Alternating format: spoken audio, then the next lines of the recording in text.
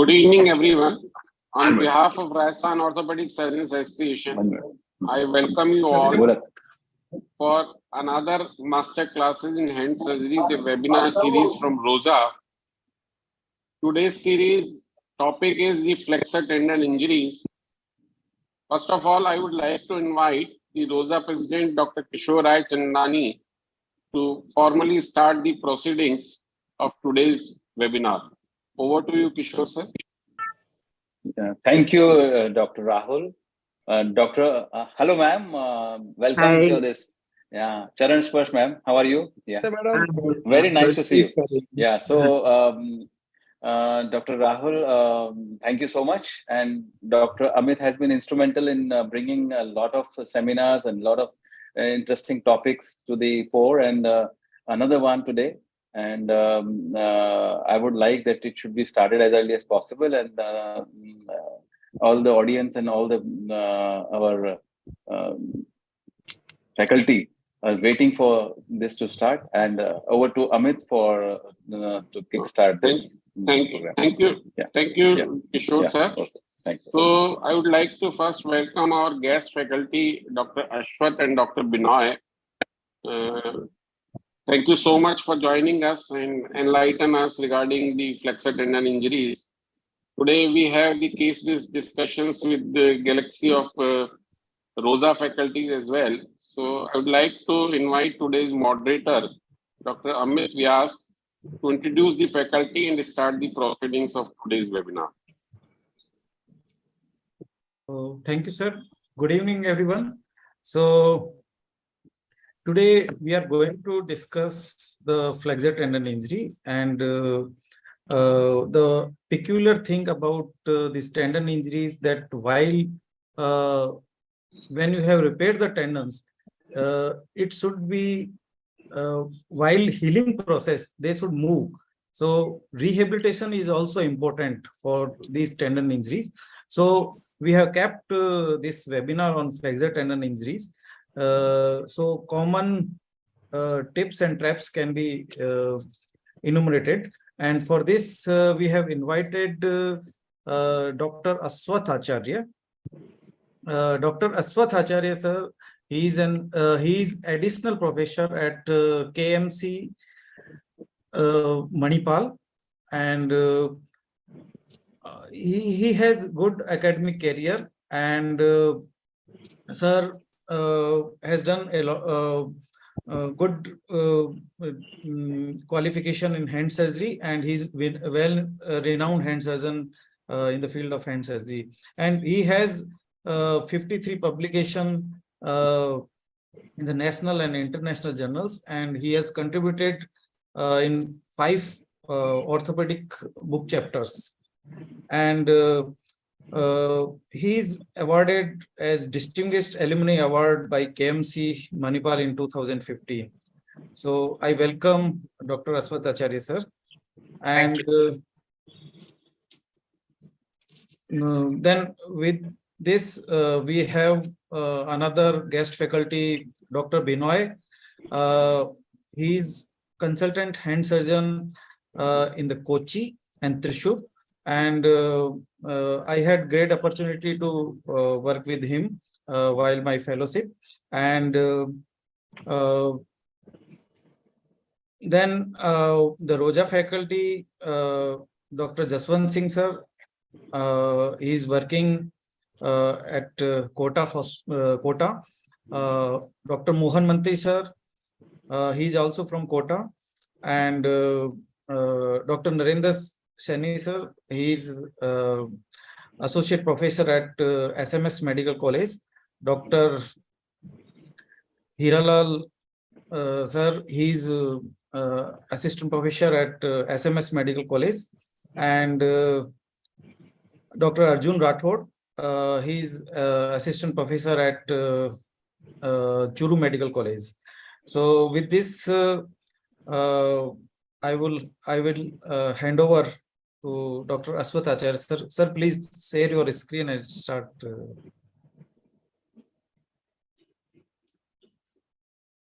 Please welcome ma'am as well. Introduce ma'am. I am here. as we are conducting these webinar by the ROSA, Dr. Kishore sir and Dr. Rahul Katta sir from the ROSA, and Purnima Patni madam from the Jaipur Hand Surgery Association. Madam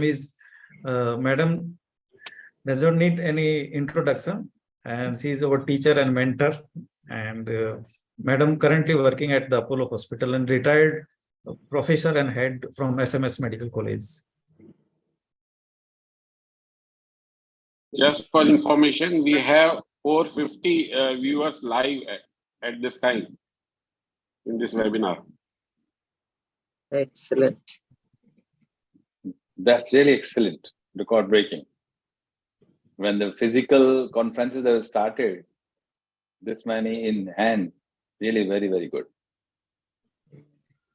Okay, am I this presentation visible? Yes, sir, it's visible. Yes. Okay, so let's talk about flexor tendon injuries. It's a very vast topic in itself. There's so much of publication and so much of work has been done. So to talk about everything at one go, I think it's a very difficult task. So I'll talk a little bit about acute injuries, some of the key tips which we should keep in mind while operating on a flexor tendon injury. Okay, so to begin with, I think an important point to remember is we need to have a good knowledge of the anatomy of the tendon, the tendon healing, some idea we need to have, and a careful adherence to the basic surgical principles. So that is the most important part. And of course, the supervised post-operative mobilization is also extremely important.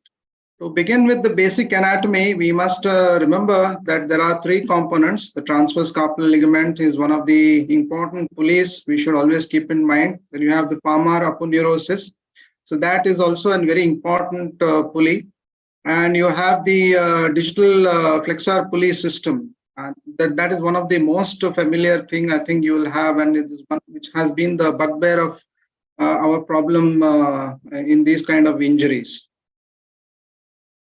So you have 5 thick annular bands and 3 fine cruciform pulleys. Very easy to remember. Remember, the odd numbers are exactly over the joints. So the A3, A5, and the A1, they are exactly over the joint, whereas the most important, the A2 pulley and the A4 pulley is exactly over the middle of the middle phalanx and the proximal half of the proximal phalanx. The most important part of the thumb is the oblique pulley. You see exactly over the middle of the proximal phalanx. So we always try to preserve this pulley. So there are 5 zones. I think you are familiar with this, and the most difficult ones are exactly over the zone 2, which has been a big problem for all of us. And but I think in the recent times, with the new regimes and new techniques, the results are as good as anywhere else. So if you remember the zone 2, it extends from the MP joint region to somewhere in the middle of the middle phalanx, where the FDS ends. So I won't be talking much about this. So remember, now we have a subdivision also, where zone 2 is divided into again 4 different zones, and also zone 1 has been divided into 3 different zones. And the most difficult area to work is zone 2C here, so where the canal is absolutely very, very narrow. And it is this area which has given the maximum volume of problems in management of flexor tendon. Now, to a brief note on the extrinsic and the intrinsic pathway. So if you remember, there are 2 ways of tendon healing. So you have the extrinsic and the intrinsic pathway. So extrinsics are basically the surrounding tissues which brings about healing in and around the tendon, whereas intrinsic is the ideal one, which is because of the tenocytes within and also the fibroblast at the epitendon level. So the major problem with extrinsic is causes extensive adhesions. So it heals by adhesions formation, and whereas in intrinsic healing, it's the natural way of healing, which will encourage very strong healing and good gliding of the tendon. But we must, one thing we must remember that under no circumstances, the healing process, you cannot exclude the extrinsic system. So adhesions will invariably happen. As you see here, so the extrinsic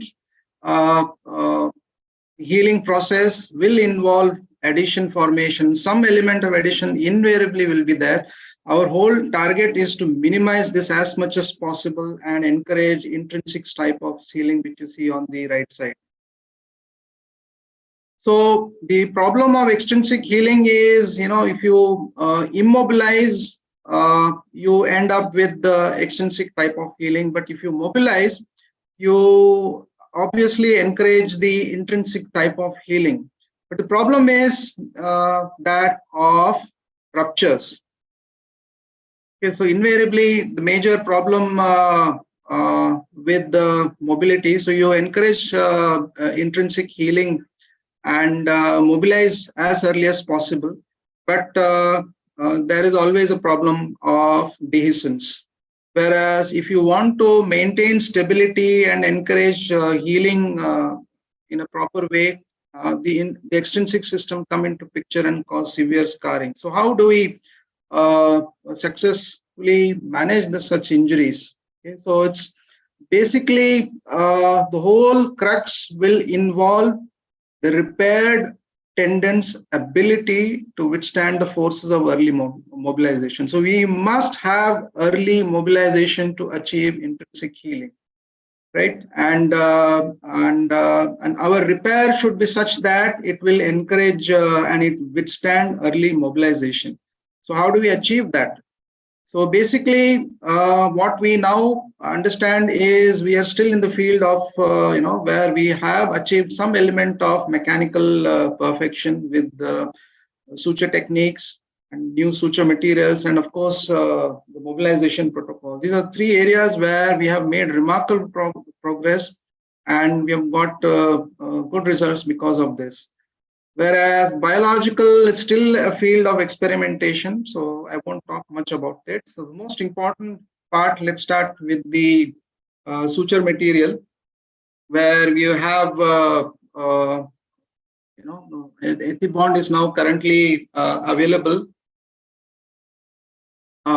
which is one of the strongest material which is available for us.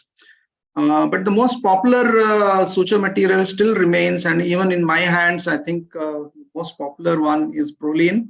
So we continue to use Prolene, but then Ethibond is also coming up, and we've also used in quite a number of cases with very satisfactory results.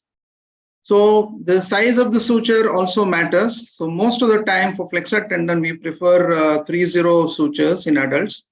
But then a smaller tendon, younger patients, small size caliber of like little finger and so on, then a 4-0 is also not a bad option in such situations. So the larger the suture, the better the hold on the tendon. So now let's move on to the instruments. All we need is the basic simple instruments. We need needles, the knife, and the Adson's forceps, and a needle holder and scissors. That's all is required for doing adequate surgery. So once you open up, I think the important point is the mechanical part. I'll talk more about this, but a brief note on how it has evolved. Okay, so earlier we were doing two-strand repair, which is still very popular among some of the senior surgeons, and it has not given bad results. But then the rupture rates, as observed has been quite high in some of these cases. So what we popularly call as Kessler's suture is a very complicated suture where you have multiple locks on 4 corners. This is the original Kessler, and which was subsequently somehow modified by different authors. And now what we come to know as the modified Kessler is actually the Pennington's suture. So you have what is currently the most popular and recommended is the Pennington's, same lock twice, which is the 4-strand suture. Okay, so you need to have at least minimum of 4 strands crossing the cut end. And now we have another new one where they have introduced the cruciate repair along with cross locks. Now this configuration is one of the very best we have biomechanically. It has been proven to be very, very important, very, very strong. And now we have 6-strand repair sutures also, where we have looped sutures, but it is subject to availability of the suture material, which is quite expensive at least in our country. So another important point while you suture is the concept of locking and grasping. So we should always opt for a locking. If you see here, the locking configuration here, so where we try to capture a substance of tendon, so either a cross lock here, so some element of substance of the tendon has to be captured. The other variant is the grasping type of suture. So if you try to, but most of these sutures which we put actually are grasping type of sutures, where the suture will try to buckle and it tends to elongate. So this is how you see an example where they have put a simple grasping Kessler suture. So when you put load onto this suture, what happens is it tends to pull, and you see there is a gap which is created on the right side, and also it buckles. So it tends to narrow down and it tends to elongate when tension is applied. So there's a huge gap which forms. And that is a big disadvantage with such grasping type of suture. So it's very important that we put cruciate type of repair and a cross-locking type of repair, which you see with Adelaide. Now this is the Kessler's we put, and you see there is still some element of gap formation happening when you put tension across that. And the moment you put Adelaide, or when you introduce the cross lock, when you try to capture a tendon substance using this kind of locking mechanism, the gap formation is little less. So it's better to put a cruciate and a cross locking type of sutures. And how much of suture purchase should be ideal? Okay, so what they recommend is at least 7 to 10 millimeters of sutures should cross over the tendon. Okay, so biomechanically, this has been said to give the strongest repair. And how much of tightening should we do? So when you put the knot, you must bunch it up.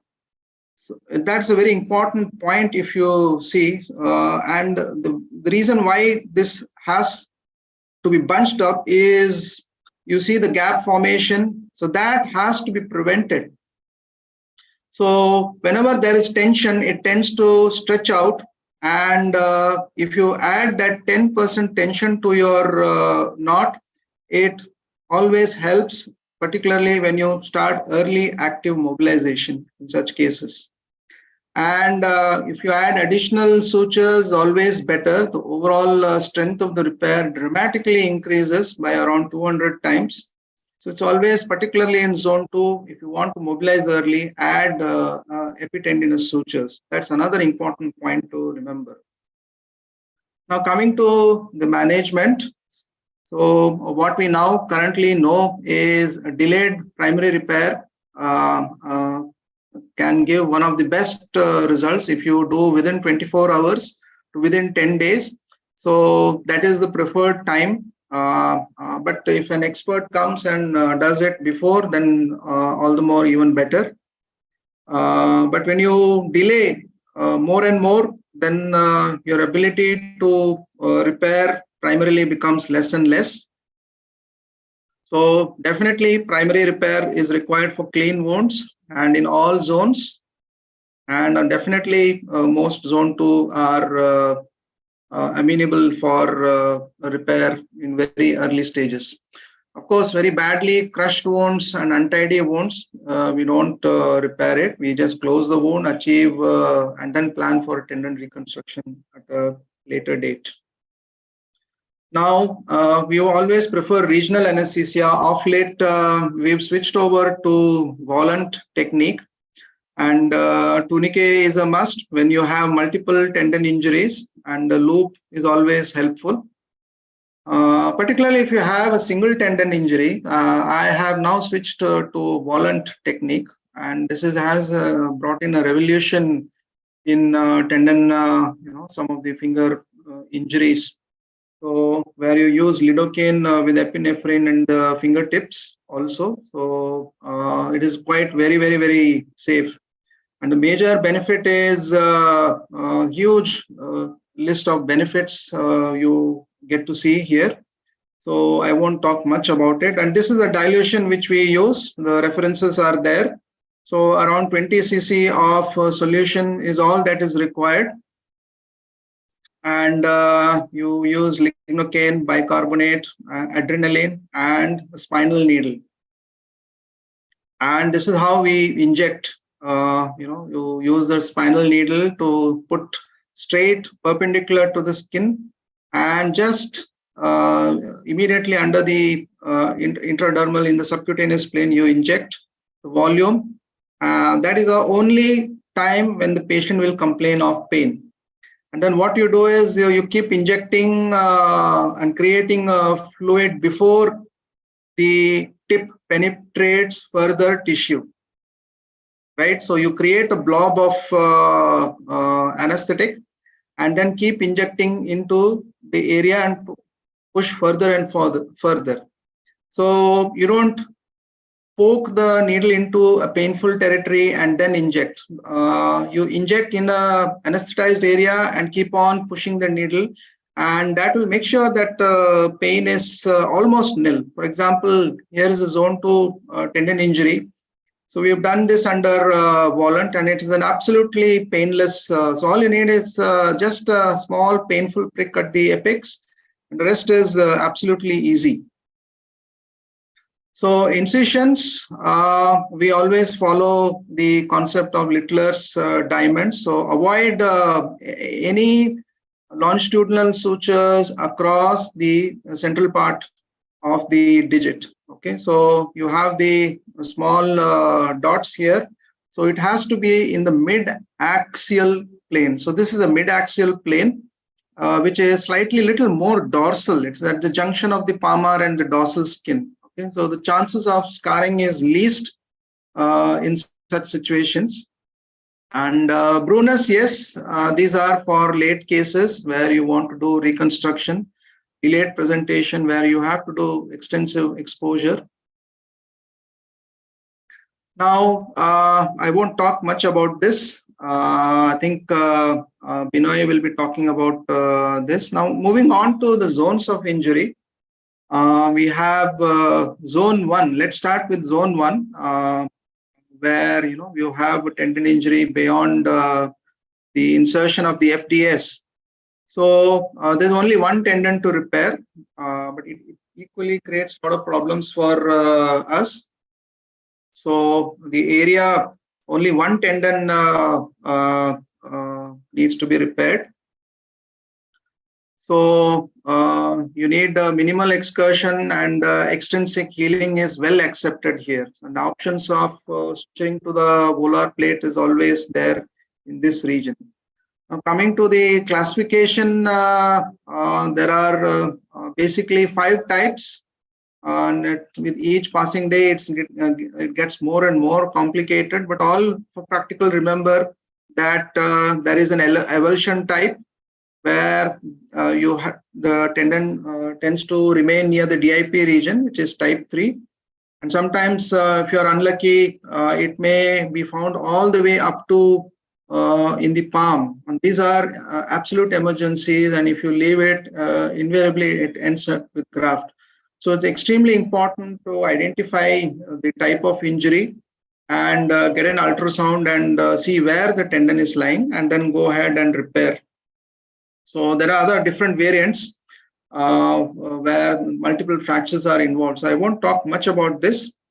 The repair is tendon to bone junction. The most popular is the Bunnell's technique.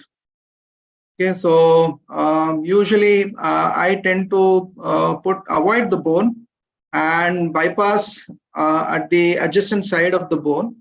And this is one simple technique which I do, where you pass a needle bypassing the bone, just adjacent to the bone, and come out dorsally.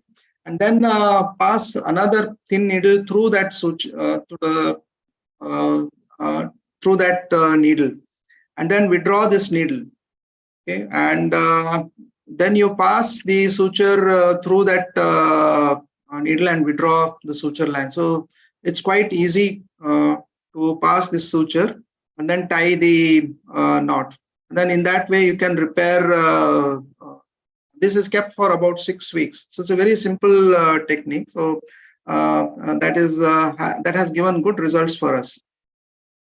Whereas when you have adequate stump is available, so you see here there's a good volume of stump is available. There, all you need to do is the repair is something similar to what we see with zone 2.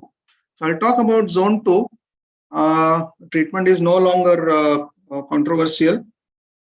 So primary repair is always done, and excision of FDS and repair of FDP is an option which we should always consider. And delayed tendon grafting is always an option here. Now moving on to the incision. How do we plan the incision? An important point to remember is the mechanism of injury. The history is very, very important.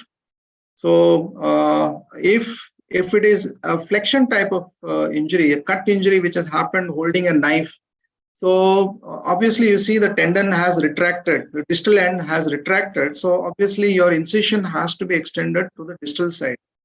But if it is in extension, then you need to extend the incision proximally. So here is the method to extend the incision. I think the video is not working. So all you need to do is expose this tendon. So important point to remember is not to cross the base of the digit. Okay, so that's one of the most important steps to remember. And then you start exposing the tendon. Okay, so the next important step is identify the distal end and start releasing the pulleys. This is one of the biggest revolution we've seen in recent times, where they advocate releasing the pulleys depending on where the tendon is lying. So you can release part of the A2 pulley also, and A4 also can be released.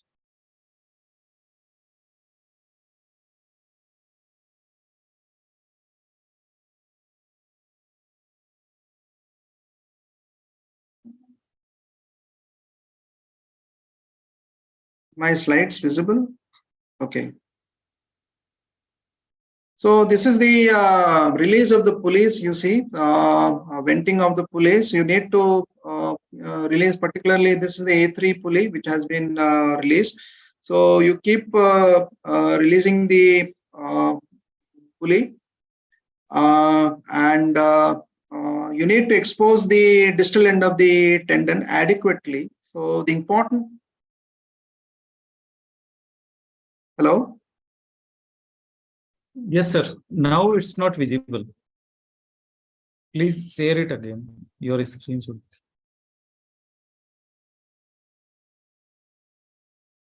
Just a minute. I think it got switched off.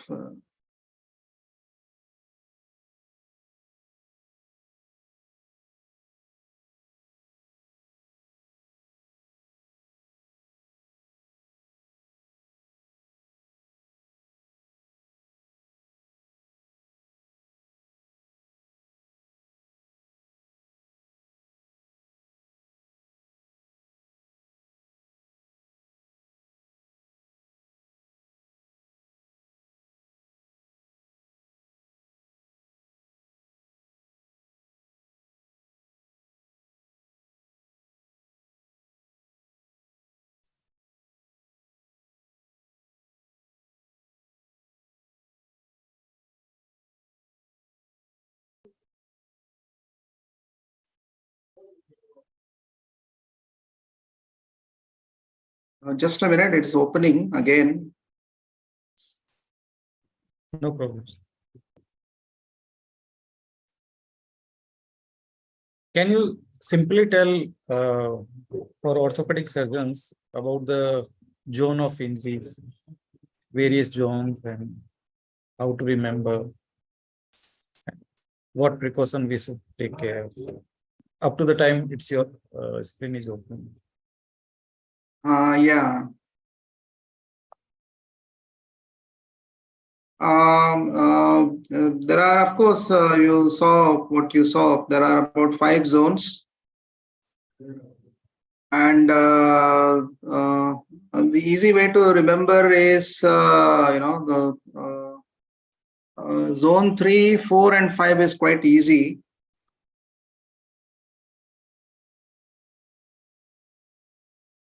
Zone 2 actually starts from the, the MP joint level.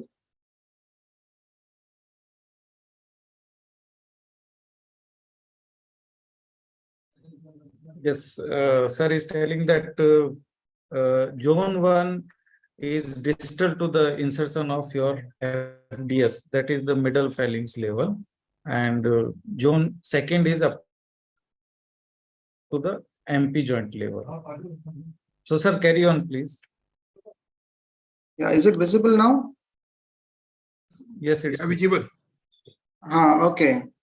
So I was talking about the release of the pulleys. So you can release the pulleys, particularly the A4 can be completely released, right? And even part of the A2 can be released. So this is the steps which I follow. So here is an example.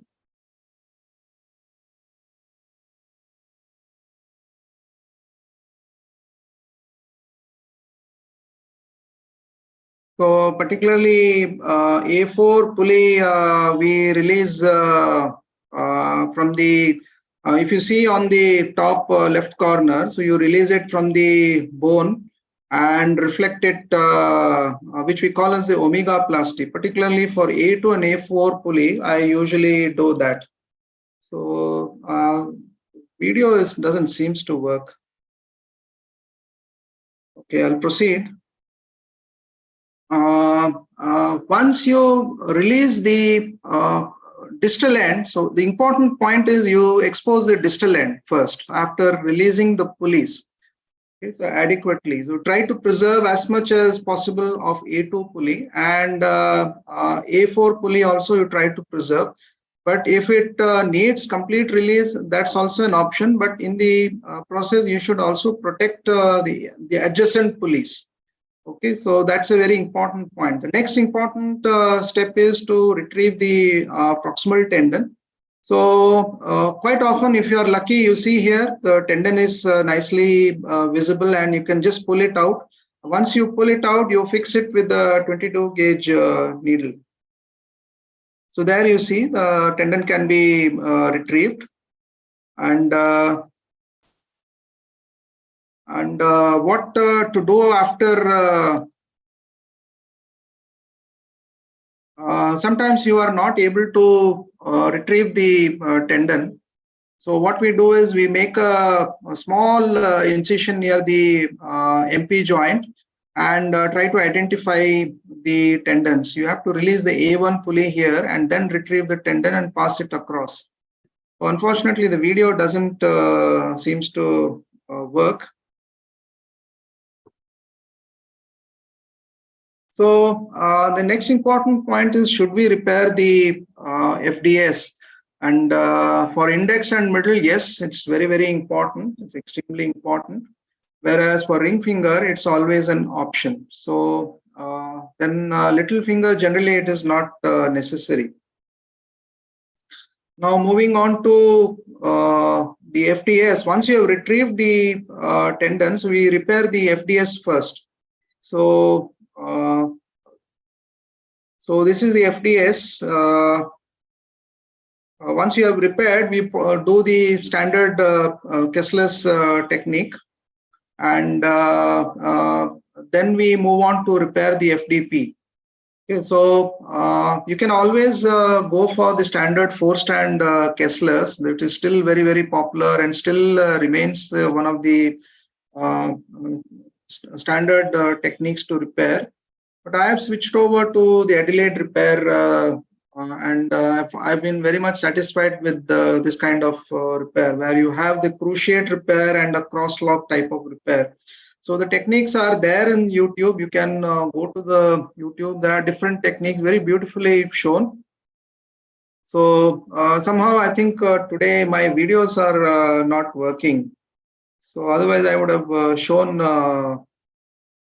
my way of doing it. So what you do is repairing the FTP, you do the back wall first. If you see in the top right corner, you do the back wall repair first, and you tighten it. So once you tighten that, you can see that the tendon will come, they will approximate.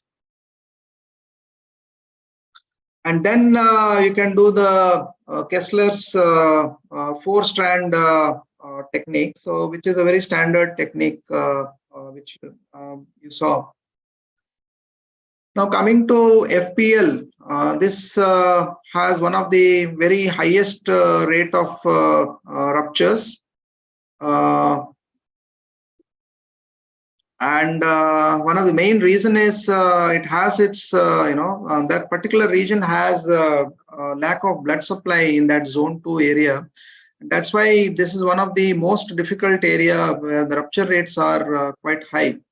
And venting has helped in recent times. There are articles where where liberal release, particularly of the A1 pulley and also part of the oblique pulley also, provided you protect the adjacent pulleys. So that also has helped in getting good results. Now, how do we retrieve the FPL? So let me see if I can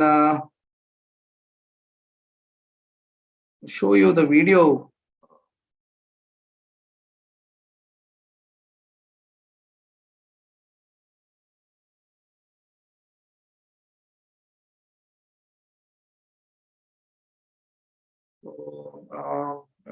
So the video doesn't seems to work.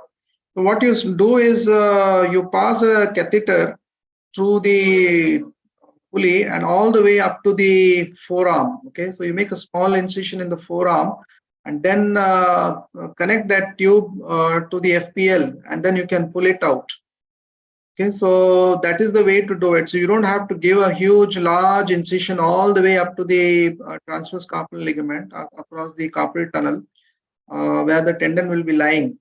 So that will lead to a lot of adhesions, and that's why we avoid that. So we make a small incision only up to the base of the digit and then pass a catheter and retrieve it. The same thing you can do even for the fingers, where you can pass the catheter and make a small opening and show it and retrieve the tendon from the MP joint region.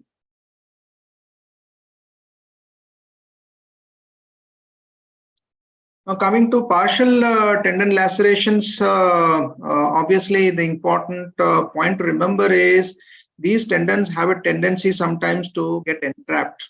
So it's extremely important that some of them has to be repaired. So which one to be repaired? So if it is more than 50%, obviously you should put the same standard suturing technique. But if it is between 25 to 50%, simple running epitendinous sutures are good enough to prevent triggering of those tendons. So,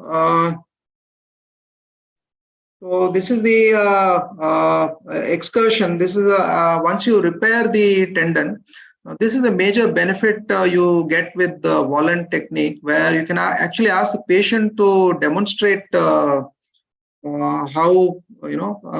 full flexion and extension can be demonstrated for you to see. So you can see that where the tendon gets stuck, or you can do that additional extra pulley release, and this has been one of the biggest revolutions which we've seen in recent times, and it greatly increases the confidence of the surgeon in getting good results.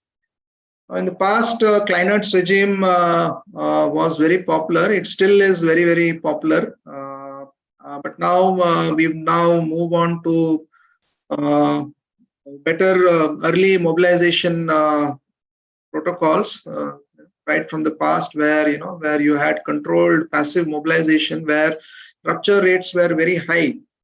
Now, important point to remember that there are a lot of points contributing to your risk of ruptures. So you have the problem of pulleys, your bunched up repair, which I told earlier, always has a tendency to get stuck under the pulleys. So that has a major contribution. So you need to release the pulleys. The area where the tendon glides, make sure that the pulleys are not obstructing it. So tissue edema and extensor tethering are one area where you need to have patience and wait, and early elevation and all those important key points are very important in the very first few days. And the next important point is the friction which is happening. So that's another area where a lot of new points have come up. So the important point is the first 3 weeks you should never go for extreme flexion. That is the most important point we need to remember. You can actually go for full extension. That's what Jinbo Tang tells. So you can put the patient on gentle flexion, just about 25% to 50% of gentle flexion, where the tension across the repair is very less. But when you go for extremes of flexion, the tension is very, very high, and the risk of rupture and gap formation increases. So what he recommends is extension of the finger. So and then gentle flexion. So and full extension of the IP joint, not the MP joint. Full extension of the IP joint and gentle flexion. So every hourly, or you have a fixed time of the day, you remove the splint and do this gentle active, only minimal flexion but full extension. So extension will cause reciprocative relaxation of the repair sites. So that's why the tension is much less. So we follow somewhat a similar regime, where we keep the patient in dorsal thermoplastic splint and ask the patient to do early mobilization within second or fifth day. Again, not full flexion, but only about 25 to 50% of flexion. But patient should be able to touch the backside of the splint. Okay, so which is IP joint extension. So MP joint around 45 degree to 70 degree flexion, but IP joint patient should try to extend as much as possible, depending on his tolerance of pain. And then you can get a very good results. I thought I could show this. This is one child who had excellent function in this case. Amit, do I have some time? Yes, sir. Actually, you have. My slides are very few. So. Okay. Okay, so now moving on to, I won't be talking much on late repairs. So, the important point is late repairs are still possible, up to 3 weeks, you can still mobilize these proximal end, you can still pull it and get them to do a primary repair. But the moment it crosses 1 month, then you will invariably end up needing a graft. So you can sometimes pull the tendon proximally to get rid of the adaptive shortening which has happened. So you need to put a lot of tension, but if it doesn't come, then it's better to do grafting. Now the requirement is make sure good passive range of movement is there, and the bed is vascular, and most importantly, the pulley should be intact. If that situation is available, then you can do a primary grafting. And if the pulleys are not there, then it's better to do a staged procedure. So here is an example of a primary grafting. This is a girl child, who came to us after 1 year of injury. Luckily, some element of pulleys were intact, so all we had to do was just connect it to the adjacent FDS and pass a tendon graft and suture it. So here, when we repair, it's important that you have a very strong repair, and the technique which we follow is the Pulver-Taft repair, which is one of the most strongest type of repair. But sometimes the scarring is too much. You don't see any element of pulleys. Okay, so, and closure also sometimes causes a lot of adhesions. So then you need to pass the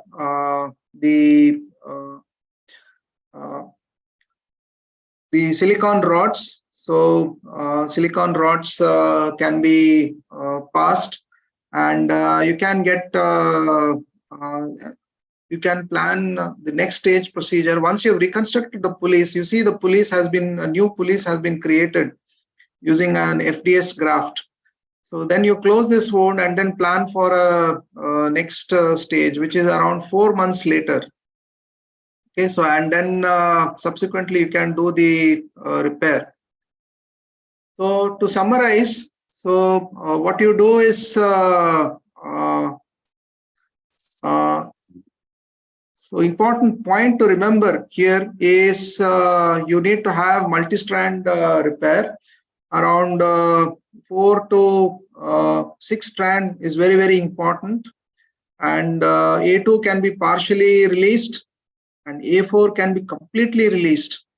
And what we now recommend is Chinoil sheath repair is not required, and suture purchase, that is a very important point. How much of volume of tendon to be repaired, the bite which you take through the tendon, which is around 0.7 to less than a centimeter, and you need to bunch it up. That's a very important point, and you should do preferably for single digit, then you should do a wide awake surgery. And then once you repair the tendon, you should do a digital extension flexion test.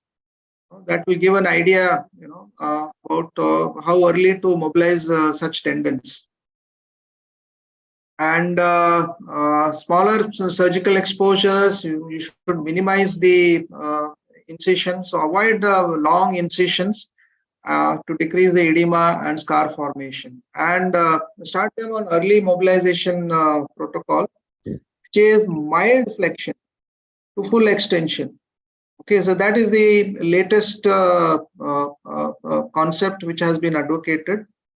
And you can start mobilization a little late also, which is around up to 5th day also is fine.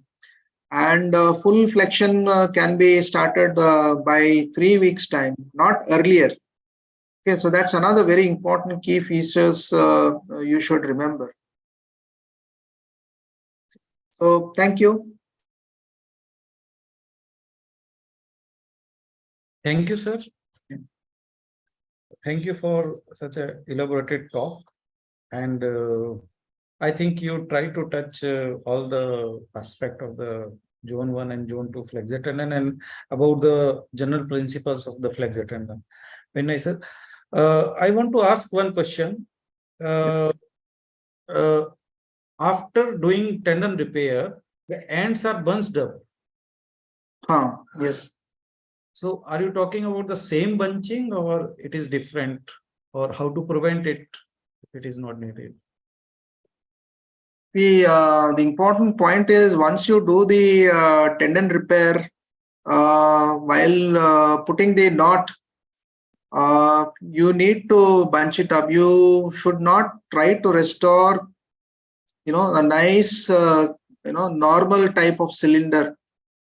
So that is out of picture. You saw in one of those experiments, which the journal images which I showed, where the gap formation tends to happen when you put tension across a simple cylindrical repair.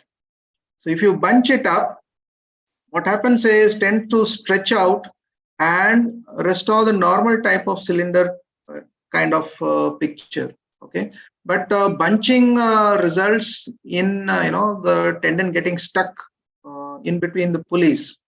So that's why it's very important that you need to vent the pulleys. You need to release the pulleys. So that's a very important step which you need to do. Yes, sir. In your presentation, Doctor, first you repair the peripheral sutures and then you apply a core suture, or vice versa? Initially what we do is the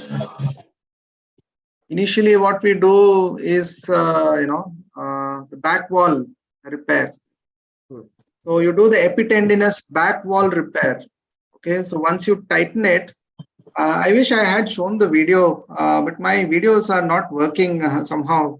So what you do is you do the back wall repair first, and you tighten the repair, and then you do the core suture, right? So you do the core suture and then you complete the anterior part. Okay, so you do the anterior part. Anterior part of core sutures? No, the epitendinous. First you finish the anterior part. You first do the anterior part. Okay. First do the posterior epitendinous, then do the core suture, and then you complete the anterior epitendinous part. Okay. And the adilate suture is also new for us. In fact, we are not practiced to do the adilate sutures. So, do you have any slide where how to? I'll get back to you. I'll show you an example. Just a minute. In the meantime, I think maybe Binoy can continue. After that, I'll show you some of the videos. Sir, one question, sir. Yes. Sir, position of the tourniquet and Valen technique, sir. In Valen, you don't need the tourniquet at all. So you are using adrenaline. So that will, give almost a bloodless field. So you don't see any bleeding, and it's a very, very neat opening and dissection. All right. Thank you.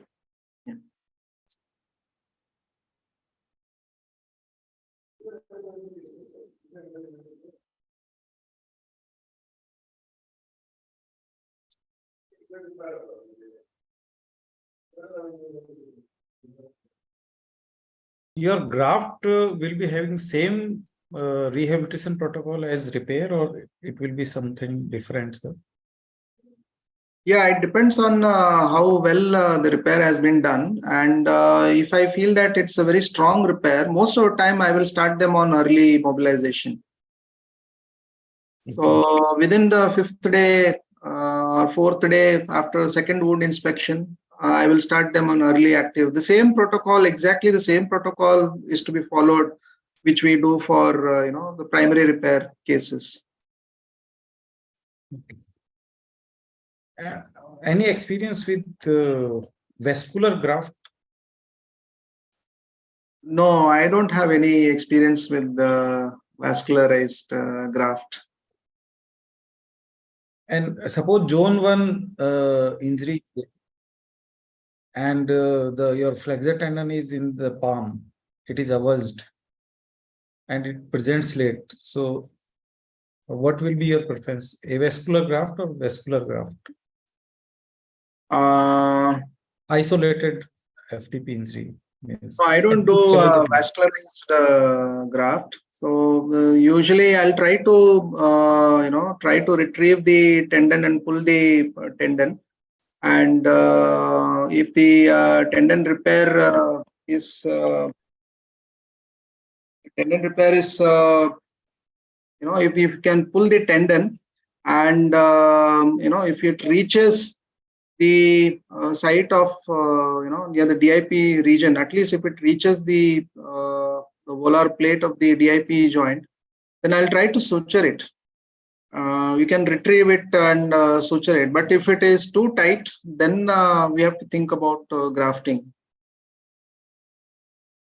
So most of the time, late cases, invariably I have ended up putting a graft.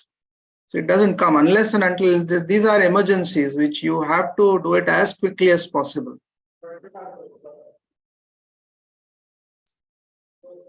Any other question?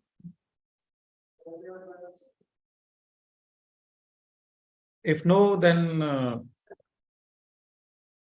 I will invite Dr. Binoy. Dr. Binoy is a consultant hand surgeon at St. James Hospital, Chelakudi, and Aster MedCity, Cochin. Welcome, Dr. Binoy. Please start your presentation on zone 3 to 5 flexor tendon injury. Thank you, Amit. Ashwath sir, we missed you at Srinagar. So I'll start my presentation. Just a second.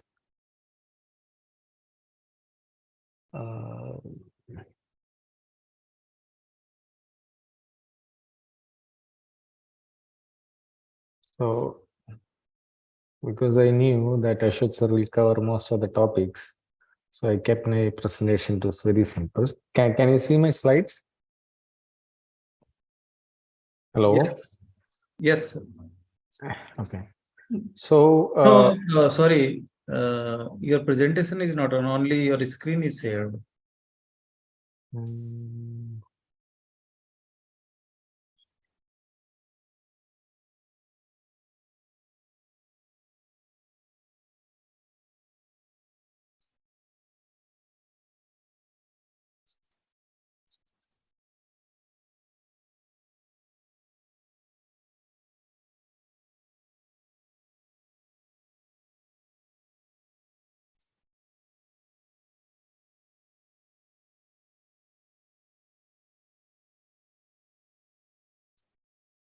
Yes, now it is okay.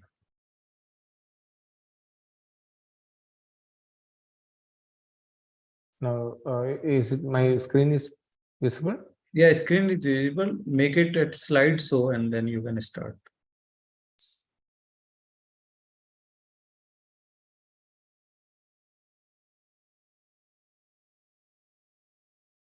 Please share it again.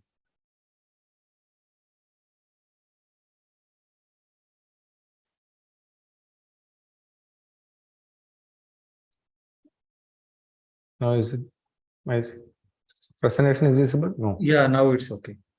Okay. Okay, so I'll be presenting on flexor tendon injuries, zone 3, 4, and 5. So Ashwath sir has discussed about the zones, like which is zone 1, what is zone 2, and what is zone 3, and 4, and 5. So one thing I have seen in my clinical practice is that it is very hardly you see an isolated zone 4. Most of the time, the zone 4 is associated with a zone like one tendon, like a tendon of middle finger may be injured at zone 4, and the index may be injured at zone 3. I mean, like I have not seen a case where there is an injury where the tendon is lacerated exclusively at zone 4. So the importance in these tendon injuries, especially for the zone 3 and zone 5, is the look of the wound. When it's a big wound, we are always careful there may be structures which are injured. But when it's a small wound, it's something which we always can miss unless we do a good clinical examination.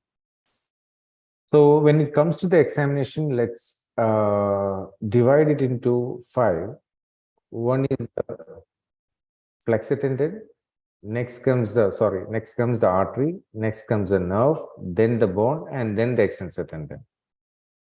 So when it comes to the flexor tendon examination, we need to see how the finger is looking like, whether there is a cascade, whether there is a loss of cascade. So the digit loses its inherent flexor tone and assumes an extension posture at the PAP and the DAP joints, and there won't be any active flexion, and the tenodesis effect is lost with a passive extension. So you can see in this wound, there is a wound on the palmar aspect, and you can see the attitude of the ring and little fingers. These are straight. And the other one on the other slide is a zone 5, an injury with a straight index finger, and there is a loss of cascade. So when we examine the FDS and FTP, we have to, when we do the FDS examination, we need to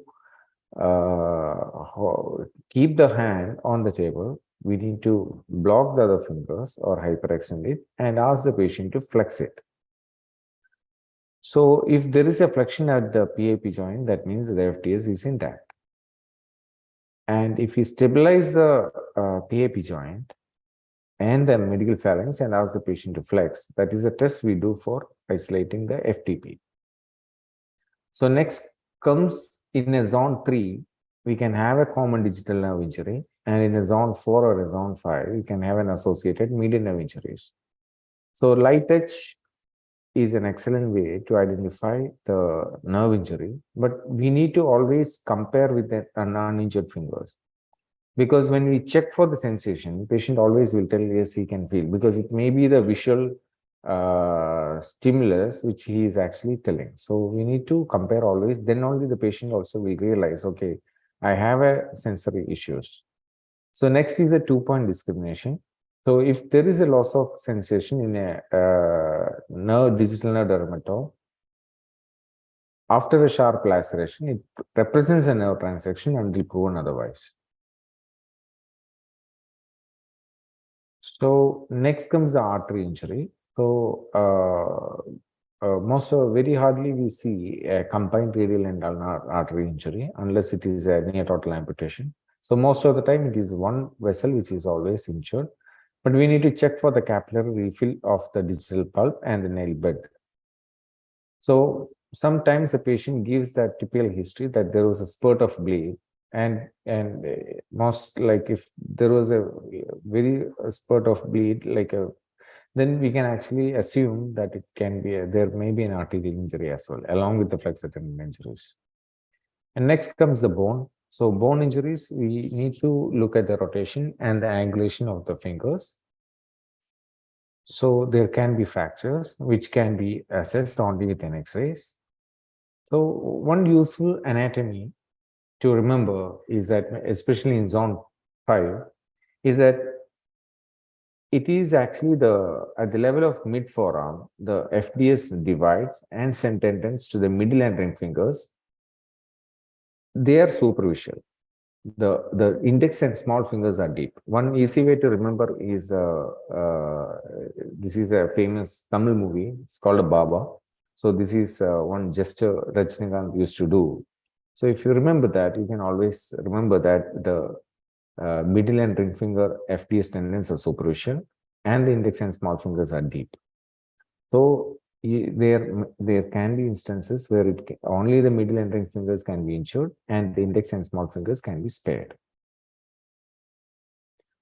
Next comes to the FTP and FPL tendons. In the deepest layer of the volar forearm, the FTP muscle lies adjacent to the flexor pollicis longus muscles. So if there is an FTP injury to the index finger, always look for an FPL injury as well. And FPL lies under the median nerve, or so as well there can be a median nerve, even if it's a partial injury.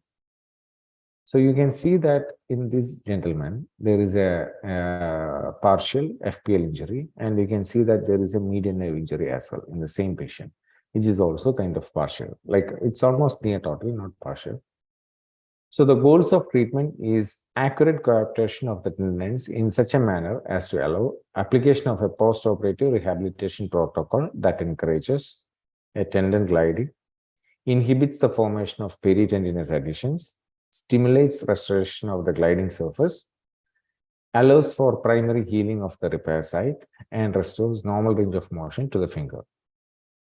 So when do we repair it? Ashwath sir has already discussed about it. So the emergency repair of the lacerated tendon is indicated only in the setting of an altered digital perfusion that requires microvascular repair or reconstruction. Or else, actually, if the wound is clean, we can actually always wait for the expert surgeon to intervene and do the repair. So the routine tendon repairs are preferably done no later than 7 days after the injury. So this 7 days was given in Green's textbooks of hand surgery. So once we do the examinations and when we identify there is a tendon injury, then let's next goes to the incision part. So incision is an important thing when it comes to the flexor tendon injuries, because an incision over the tendon, because it's all about the adhesions. The less adhesions you have, the better results you have. So the goal of the exposure should be to provide maximum visualization while maintaining useful, durable skin flaps over the area of tendon repair. So basically the tendon repair should not be under a scar. This will increase the chances of adhesions and the results may not be great. The skin and subcutaneous fat are raised off the tendon sheath as a single thick layer. Separation of these tissues must be avoided because skin perfusion is by random vascular supply, and thinning of the skin flap can cause reduced perfusion at the distalmost aspect of the flap. So these are the incisions. So once you put the incisions, then next comes the identifying of the injured tendon. So if the digit was in a position of significant flexion at the time of injury, the distal stem usually lies distal to the skin lacerations. It may not be at the point of lacerations. So intraoperatively, the digit should be completely flexed and extended to identify the lacerated tendons. Especially in zone 5, you may not be able to see a tendon which is lacerated in zone 4 unless you flex it and see, especially if it's a partial injury. So for tendons that are not locally accessible, we can milk the tendon ends into the wound using a proximal to distal massage of the digit. And the tendon is grasped. If in zone 2, we can grasp it over the with a non-tooth forceps or I usually use, in all zones, I usually use it. I just put a simple ethylone suture so that you have two advantages. One, there is minimal trauma to the tendon. Second thing is that you can actually pull it and do the repair easily. So we can also grasp directly on it cuttings with a non-tooth forceps. The tendon position is maintained by placement of a 25 gauge or a 5/8 inch needle through the tendon. So I don't do the use the forceps. I don't use the needle. I just use the sutures. So you can see that it's actually you can actually approximate the tendons for the repair, and trauma is also quite less. So, but the only thing is you need to have at least, as Dr. Ashwath said, you need to have at least 1 centimeter of grasp within the tendon.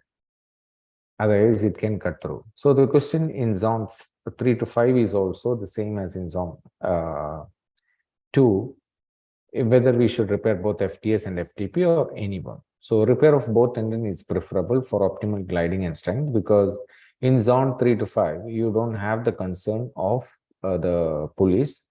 Of course, there is a concern in zone 3 distal aspect, distal part.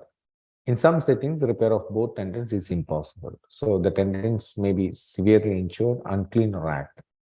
So excision of the FTS tendon and isolated repair of the FTP tendon may be the best alternative. So in cases where only repair of FTS tendon is possible, FTP tenodesis to the middle phalanx or DAP joint fusion may be necessary. Isolated repair of the FTP tendon creates a simpler finger and is generally associated with diminished adhesion formation in a severely traumatized digit. So actually, I don't need to tell much about the core sutures, because Dr. Ashwath has told in very detail about this. So in core sutures, the strength is related to the type of suture material, the caliber of the suture, and the number of suture strands crossing the repair side.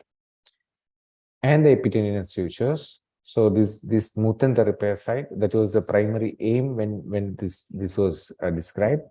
Then later we found that it actually augments the repair strength also. For the smaller tendons, like a little finger FTS, little finger FTP, these are smaller tendons. I use a modified Kessler. Core sutures with an epitendinous. For the larger tendons, I also do what Dr. Ashwath does, that is Adelaide, 4-strand sutures with an epitendinous sutures. So after completion of the tendon sutures, I evaluate the stability of the repairs through a full range of digital motion and ensure satisfactory gliding of the repairs. Coming to the seconds, when you have a nerve, you have an artery, you have tendons, what you do? So I prefer to perform the arterial repairs first, the tendon repairs second, and the nerve repairs last. Because you're putting a 20K, you would have spent some time exploring, debriding. So we can like even in a vascularly compromised or non-compromised hand, so we can do the arterial repair, then we can actually even release the 20K and do the rest of the repairs.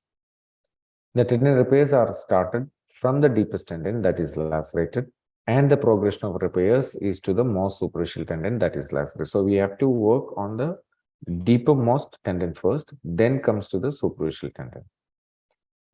And this is the cast application which is given in Campbell or Greens, but this is not something which I follow. I follow something like what Dr. Ashwath has mentioned, that I usually make a full movement of the tendons with the wrist in neutral and see how much of tension is there at the repair site. So if the repair site is actually not very it's not under very much tension, I even can keep a little bit of extension, and the MCP joints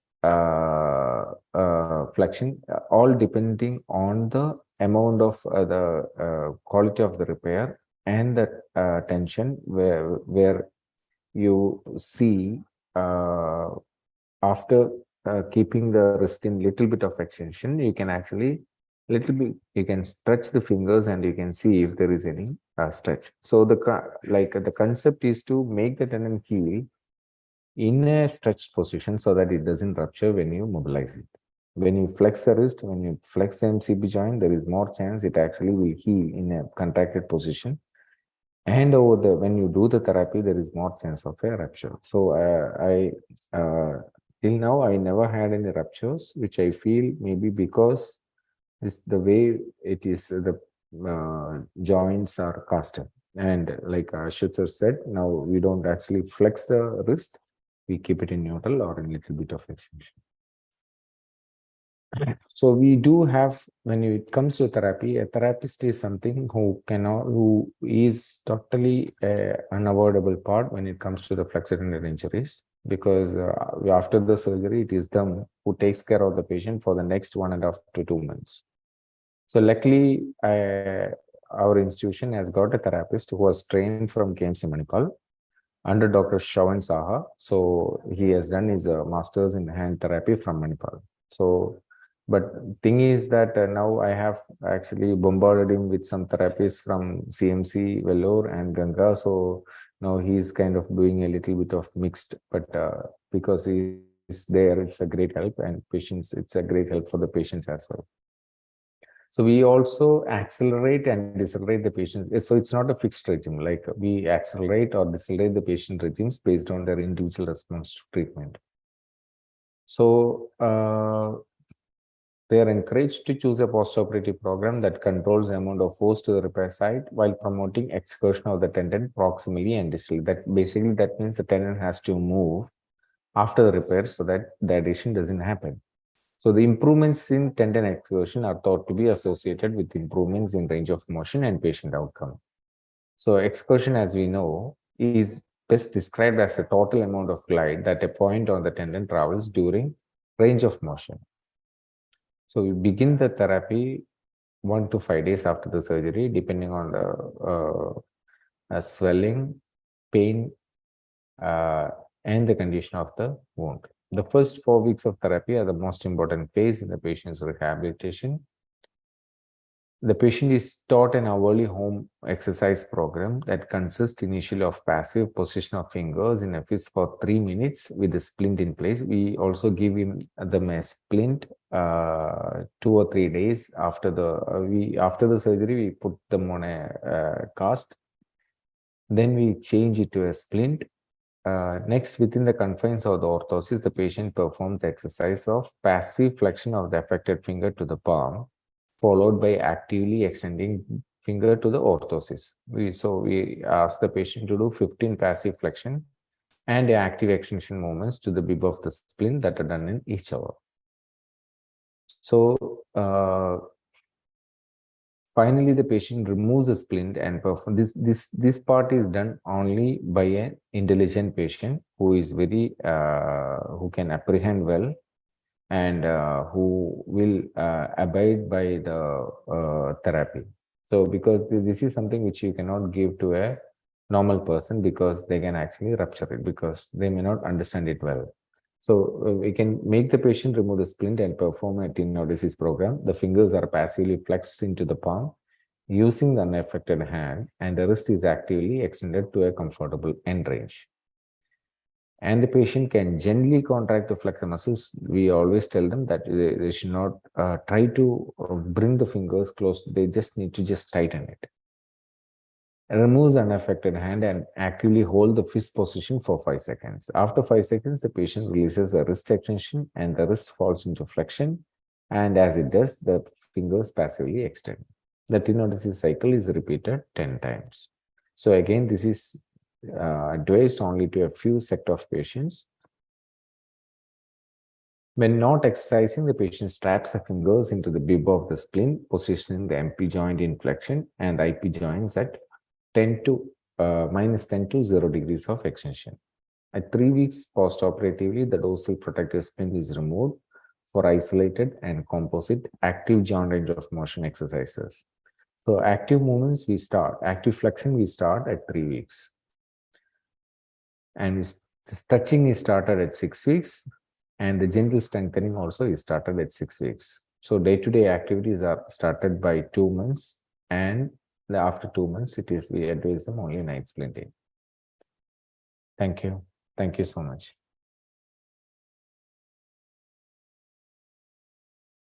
Thank you, Binoy, for such an elaborated talk. Do you use differential gliding in zone 5? Yes, the therapist actually does that.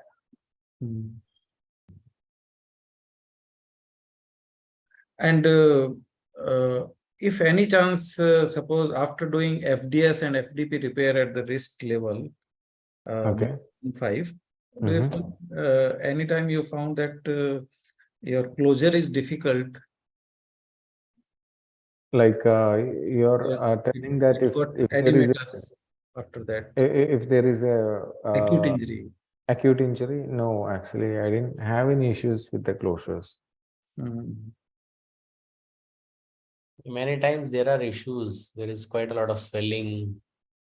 Maybe the mechanisms here, the most of the patients we get here are basically the sickle injuries because they, you know, these here actually here machine crush injuries and injuries due to the, you know, crush element is actually less.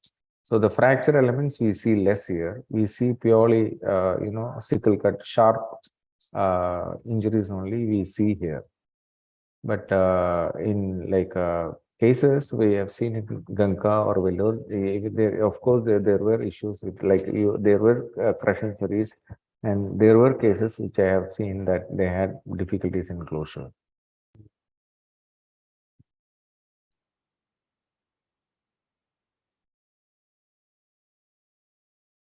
One more aspect, Binoy, is that majority of these injuries are associated with neural injuries also. Yes, yes. So the rehabilitation protocol then extends beyond the flexor actually, or the neural model.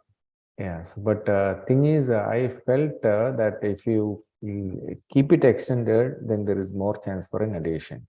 So, like a Durant's kind of protocol is actually can be started, and it is not like if after a tendon repair, if we passively move the tendons, they don't they don't disturb actually the repair median nerve or repair site much actually, unless your repair is very bulky and rubbing over the median nerve.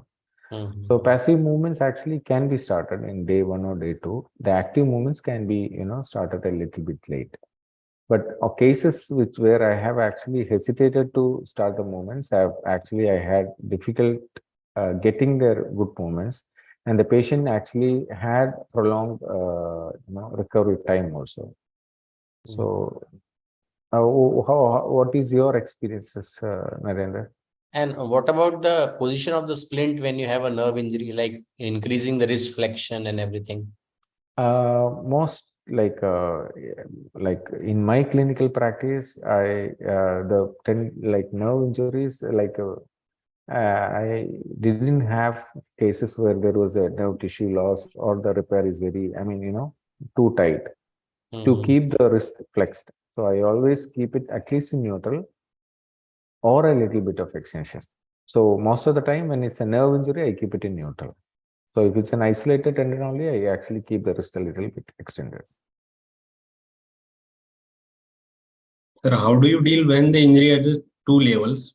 Say at the one is at the palm level and other one at the wrist level. Yes. So if there are 2 levels of injury, then the glide is actually less. And in those cases, maybe we'll have to actually keep the position of the wrist a little bit flexed to get the, you know, repair side protected. You want to repair both the side at the same time? Yes, yes. Yes. Okay. Yes.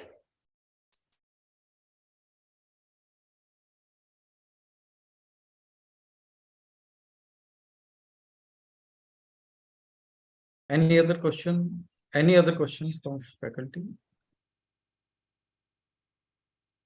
Amit, do you have any other cases or anything? We have 2 cases. If time permits,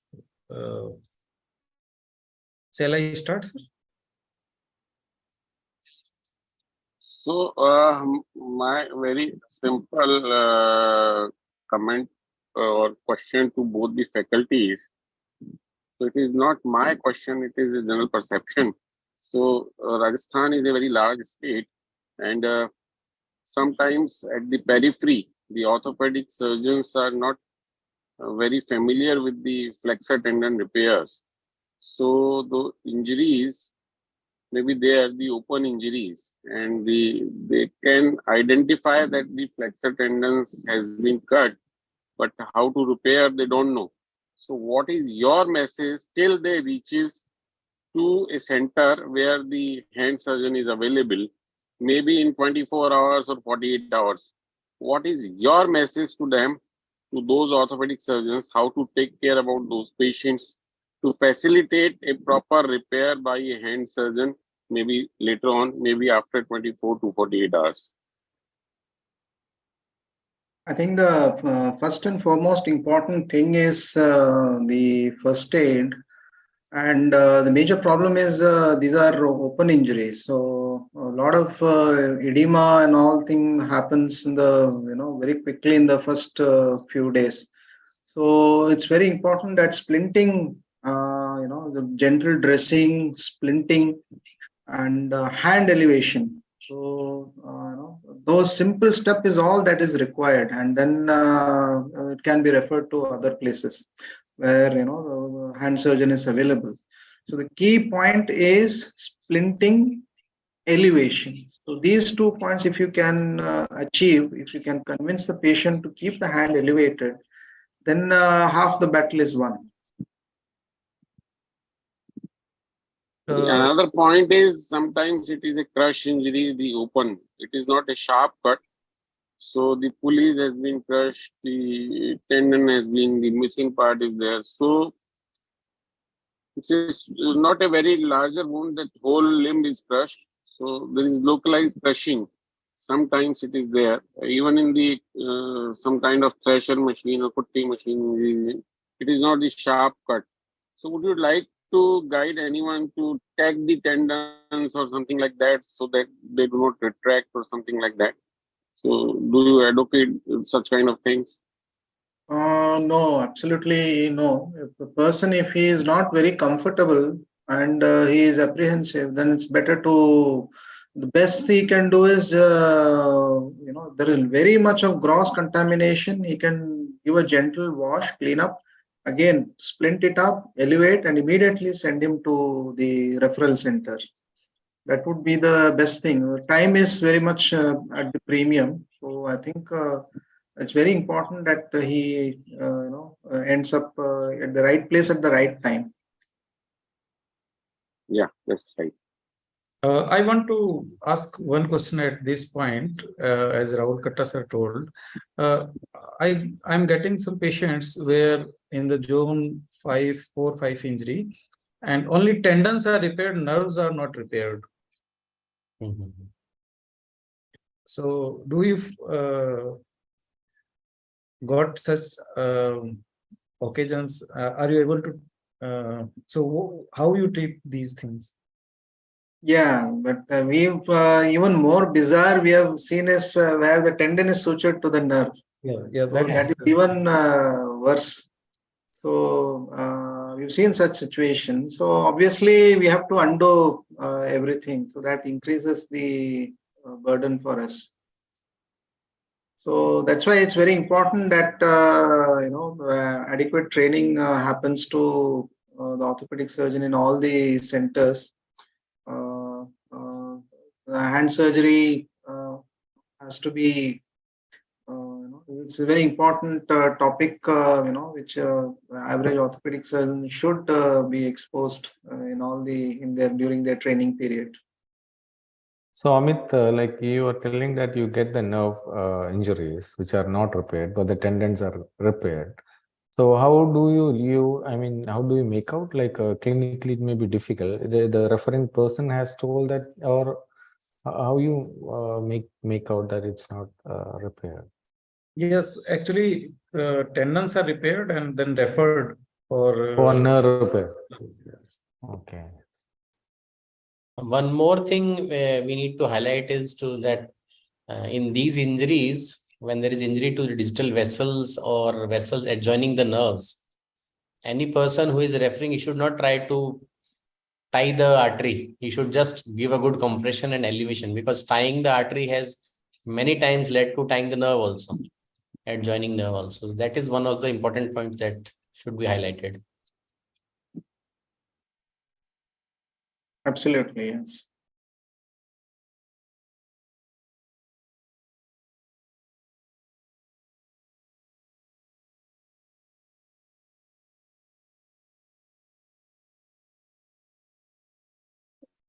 So, Rahul Katta sir, shall we proceed for You case can discussion? quickly take up one or two cases. Yeah, you Yes. can take up one or two cases quickly.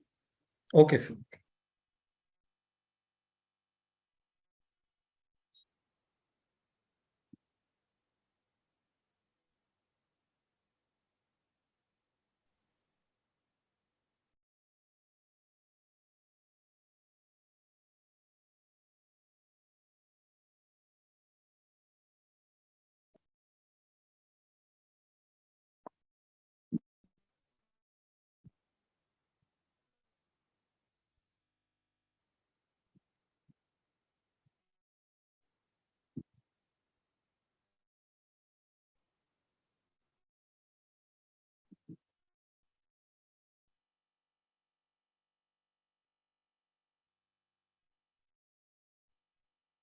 Hello, Sami. Yeah. Yes.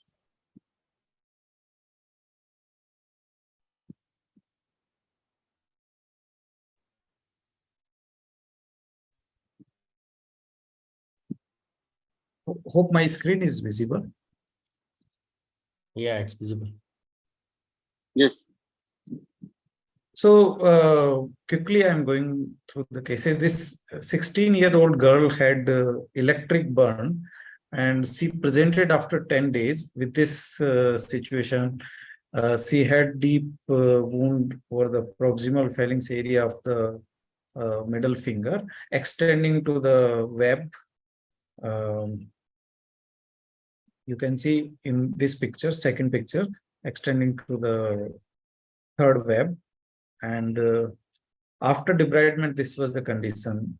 The finger was surviving after 10 days. I debrided and it was bone deep wound. So this is the X-ray picture of the patient.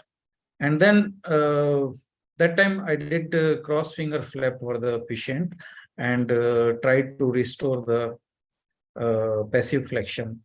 So this, when all wounds healed and cross finger flap was divided. So then she disappeared, and she presented after 3 years with inability to flex the middle finger. The flap is healed nicely. You can see the hypoplastic middle finger, and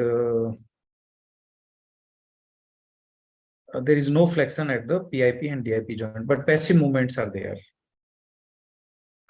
So, Ashwath sir, can you guide us how to proceed? What in these cases? Yeah, so it's a nice job, Amit. So the wound has healed well. That's one of the first thing we always think about such injuries. So debridement and adequate skin cover.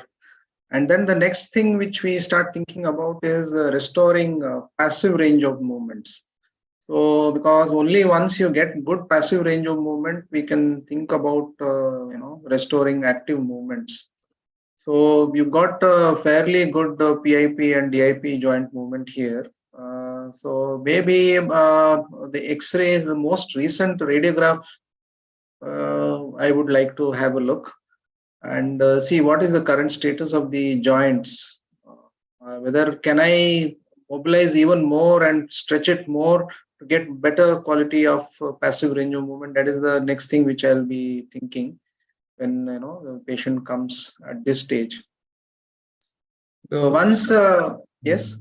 I think passive range is full. Okay, so passive range of full. Then I think patient one option is if the X-ray also is fine, then she is a good candidate for reconstruction of the flexor tendon. Yes, very valid point raised by Ashwath sir, that before doing the tendon reconstruction, the passive movement should be there. Saini sir, any other point you want to add? You see, in this case, since it was a complete loss of tissue up to the bone, and the region of injury is probably zone 2. In zone 2, that also basically A2 pulley region. So when you are thinking of reconstruction, maybe we'll require fully reconstruction in one step and tendon grafter in another. Binoy, you want to add something? Dr. Binoy? Dr. Hiralal, you want to say something? Yeah. Sir, there is a flexion attitude of the finger while making the fist. How it is possible? Sorry? Finger flexion attitude, how it is possible without tendon? He is doing it with the adjoining finger. Yeah, no? with the adjoining finger. Holding it with the adjoining. Okay, okay. And this flexion is with the intrinsics. So he's doing at the Okay, MPG. okay, okay. MCP at that. So I had interesting finding when I explored it in the palm. I found that her FDS FDP got stuck with each other, and because in 3 years, no, they were lying together and healed with each other. So I use this opportunity to use it as a vascularized graft. And when I explored it, then there was pulley deficit in the A2 area. So I reconstructed the pulley, and luckily the distal to the A2 area, the old tendon was lying, so pulley collapse was not there. And what I did, I divided the proximally in the forearm, the FDS, and the whole length of the tendon I got. And it mimicked the Paneva-Holvis technique, and use this graft with a distal stump. Ashwath sir, you want to comment on this, or you want to add? Yeah, lost the connection. I didn't follow what exactly was done. I mean, Okay. which is that? This is the same. You took FDS as the graft, vascularized. Yes, because in the palm, both FDS, FDP got adherent to each other, and it seems that it healed with each other, like Paneva-Holvis technique we are doing in the first stage. So it was already 3 years. So you did under single stage procedure. Yeah. Yeah. Yeah, that's a good choice, and yeah, it's a fairly good option. Yes. Then I divided the FDS in the proximal forearm and turned it back towards the finger.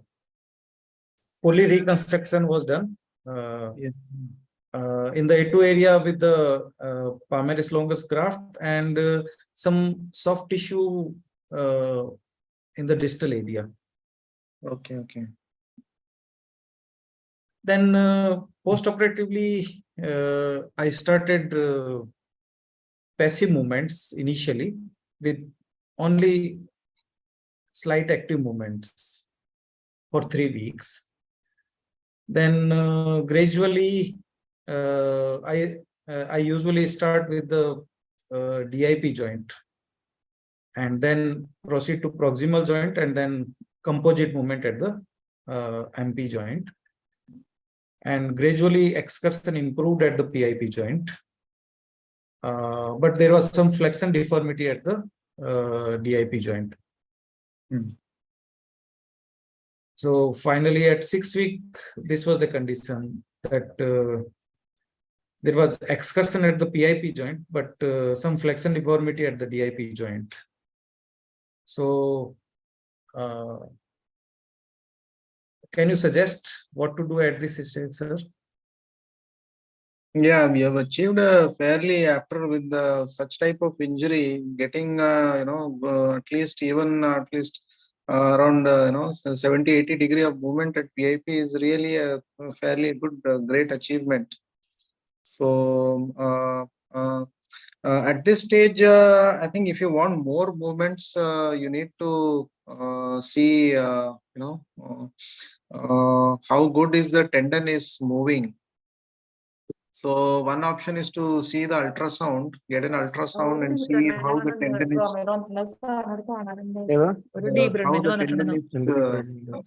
the excursion of the tendon, you can see. So if the tendon is adherent or something like that, so sometimes a good ultrasoundologist will tell you where exactly the adhesions are more. So you can actually do a tenolysis, but then adequate time should be given for therapy. So maybe at least 4 to 6 months of good therapy should be given before you think of tenolysis or something like that. Yeah, this type of is very good point that we can see with the USG. What I want to highlight here that as the whole excursion is wasted at the PIP joint, but PIP joint is not moving. So at this stage, somehow the Bunnell block exercise works very well. So because most of the time PIP joint is flexed and no exertion at the DIP joint. So I blocked the PIP joint and then started at the DIP joint. Then it worked and gradually the excursion at the DIP joint improved and overall fisting is also improved. Yes. Yeah. So this is an excellent result. For such a bad injury, you got a excellent result. Yes, then you can see that there is flexion at the DIP joint also. Yes, yes. So these are the final results. Although some flexion deformity at the DIP joint and but full fisting is there. Anyone wants to add some points? No, it was a really tough case. Yeah, absolutely. Yes. Because in the first picture, it looks like getting amputated.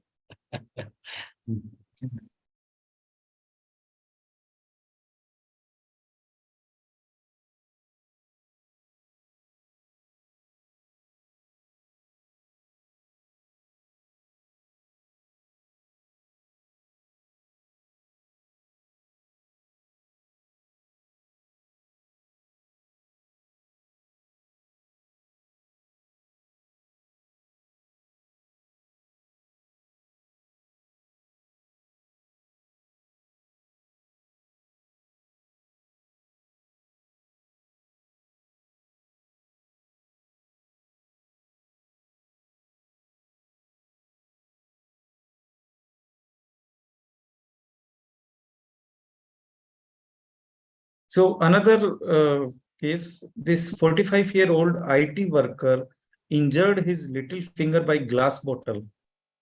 As you can see, he is able to flex at the PIP joint, but there is no DIP joint flexion on the left side. So basically, this is isolated FDP injury.